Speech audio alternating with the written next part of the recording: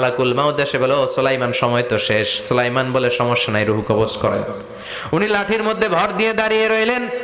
Glass fitting করা রুমের ভিতরে কোরআন সাক্ষী।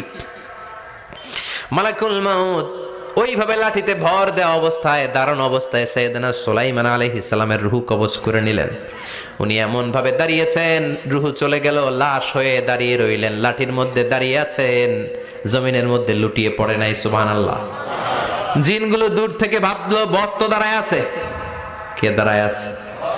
জিনেরা মনে করছে বস দাঁড়ায় আছে, কাজ করতে হবে। করতে করতে পুরা প্রজেক্টের কাজ শেষ। ইন দ্য মিন টাইম ঝিঝি পোকা, উই পোকা, যেই পোকা কাঠ খেয়ে ফেলে, এই কাঠ খাওয়ার পোকা সুলাইমান আলাইহিস সালাম লাঠির ভেতরে ঢুকে লাঠিও খেয়ে ফেলেছে। সাইয়েদনা সুলাইমান আলাইহিস সালাম ধপাস করে জমিনে পড়েছে।